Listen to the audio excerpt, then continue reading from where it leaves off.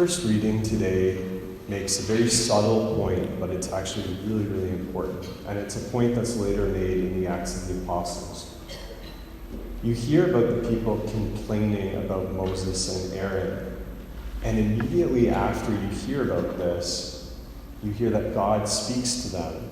And God says, "Why are they complaining about me?" It's an interesting line, because the scripture only says that they were complaining about Moses and Aaron, the leaders that God has instated. And then in the Acts of the Apostles, when you see so many people being persecuted as Christians, Jesus asks Saul, who was later turned into Paul, "Why are you persecuting me?" So there's a strong connection between those who God has elected and those who, and God himself. And so disobedience, that is to say, or persecution against those God has appointed, whether they be as Christians or as leaders within the Christian church and so on.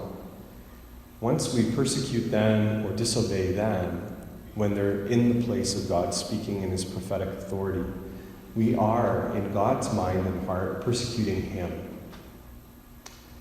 I think of an example of a martyr. One is St. Teresa Benedicta of the Cross.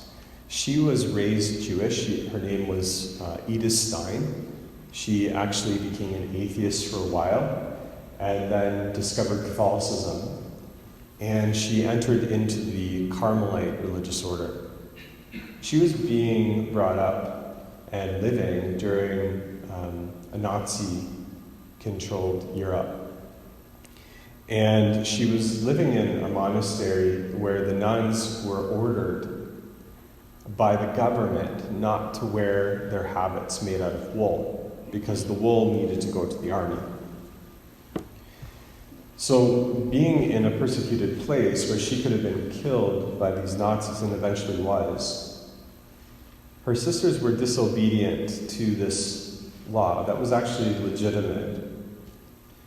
And she reproved them. She challenged them. She said, "We must be obedient in all things that don't call us to sin." It's a pretty challenging thing to hear from a saint. Usually they have a lot of challenging things to tell us. But she was able to even find in her enemy an opportunity to obey them when they were right, and not to just blatantly ignore them.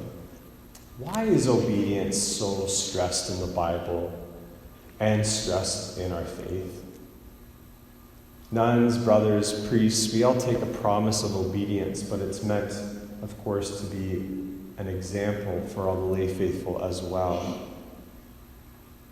Obedience is so important to us because it means we're detached from our own way, our own willfulness.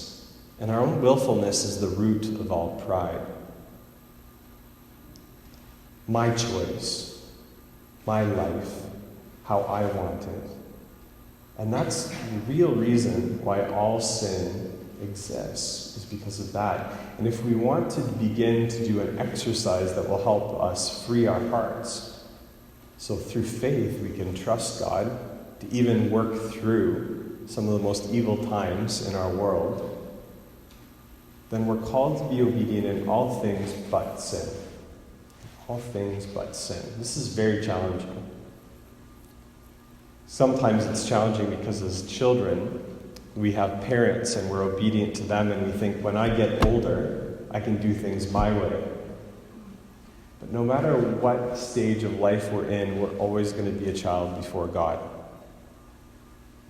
And that call to be obedient is not just a call to say, "Yes, sir," but it's a call to listen, openly invite God's voice into our hearts, and to practice that detachment from our willfulness.